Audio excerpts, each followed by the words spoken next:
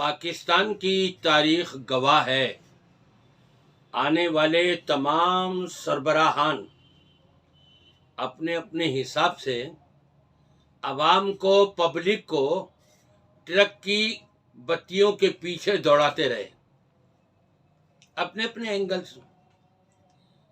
और उनमें सबसे ज्यादा चमकता दमकता हुआ बुझा हुआ सितारा नजर आया तो वो इमरान खान, जिसने ये कहा क्या हम गुलाम हैं?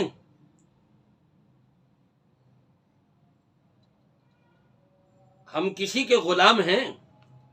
और फिर टीवी एंकर ने भी यही जुमला रिपीट कर दिया अपने एक प्रोग्राम में, क्या हम किसी के गुलाम हैं? इमरान खान के ये कहने के बावजूद अवाम पर चूना लगाते हुए नजर ये आया कि गुलामी ही तो करता रहा ये इमरान खान यहूद और नसारा की, और गुलामी करते करते फिर मार इसकी अल्लाह की ऐसी पड़ी इसके ऊपर, वतुज़िल्लु मन तशा, ऐ अल्लाह तू जिसको चाहता है जलील और रुसवा कर देता है। वही कुछ हुआ। इस्लाम का नाम तो था लेकिन इमरान खान की इस्लाम से वाबस्तगी नहीं थी। यहूदो नसारा की साजिशों को पाए तकमील पर पहुंचाने वाला ये इमरान खान यू टर्न पर यू टर्न ले रहा था। और आज आप देखें,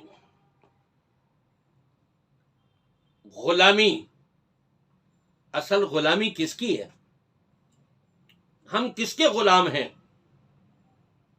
अबीदुल्लाह, हम अल्लाह के गुलाम हैं।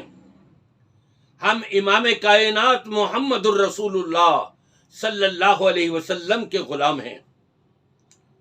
जो नबी पाक सल्लल्लाहु अलैहि वसल्लम की गुलामी में आ गया उसको किसी की गुलामी की जरूरत बाकी नहीं रहती।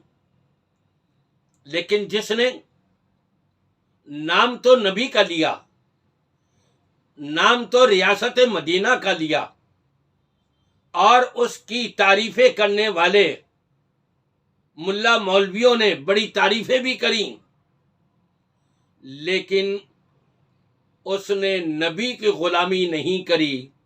ये उन मुल्ला मौलवियों को नजर नहीं आया कि ये नबी की गुलामी नहीं कर रहा, नाम तो रियासत मदीना का इसने लिया है। ये तो रईसुल मुनाफिकीन जो है वो भी रसूल पाक सल्लल्लाहु अलैहि वसल्लम का नाम लेता था। जुम्मे के दिन पहले से आके कहता, लोगों जल्दी आ जाओ, खुतबा शुरू होने वाला है, जुम्मे के लिए जल्दी आ जाओ। तो क्या उसका ये कहना काबिल तारीफ था? ये तो मुनाफिकत थी। जो मुनाफिकत इस इमरान खान ने इस जुमले पर खेली है रियासत मदीना का नाम लेकर के, और ये पैसे बटोरने वाले मुल्ला मौलवी जो हैं कहते हैं कि मैं जब उसकी तकरीर सुनता हूं ऐसा लगता है कोई आलिम तकरीर कर रहा है। इन्ना लिल्लाहि व इन्ना इलैहि राजिऊन। बिकाऊ मौलवियों को क्या हो गया है? अल्लाह सबको हिदायत अता फरमाए। जो शख्स नबी की गुलामी से निकल जाता है अब वो यकीनी तौर पे अमेरिका की गुलामी में आना पड़ेगा, कभी चाइना की गुलामी में आना पड़ेगा, कभी दुबई की गुलामी में, कभी रशिया की गुलामी में आना पड़ेगा, कभी सऊदिया की गुलामी में। और ये हो रहा है। जिसने नबी का नाम तो लिया, रियासत मदीना का नाम तो लिया, लेकिन नबी की गुलामी अपनाई नहीं और इख्तियार नहीं करी, वो खुद अपने दौर में और अब बाद वाले भी नबी की गुलामी से निकले हुए हैं। सिर्फ नाम के नबी के गुलाम हैं, काम के नबी के गुलाम नहीं। अब नौबत ये आ रही है कि नारे होने के बावजूद क्या हम किसी के गुलाम हैं? इसके बावजूद क्या हम किसी के गुलाम हैं? इसके बावजूद आप देख लें कि गुलामी ज़ाहिरी तौर पर किस किस की हो रही है। कभी सऊदिया भागा जा रहा है, कभी दुबई भागा जा रहा है, कभी अमेरिका भागा जा रहा है, कभी रशिया के पास उसकी गुलामी इख्तियार करने के लिए ये सारा कुछ हो रहा है। काश क्या हमारे हुक्मरान और हमारे तमाम अवाम भी नबी पाक सल्लल्लाहु अलैहि वसल्लम की गुलामी का नारा लगाते हुए उसका हक अदा कर दें, तो इंशाअल्लाह ताला आप देखेंगे कि पूरी दुनिया के अंदर पाकिस्तान पहले नंबर पर होगा।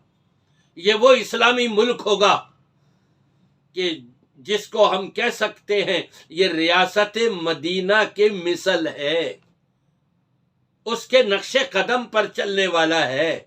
उस वक्त हम ये दावा कर सकेंगे।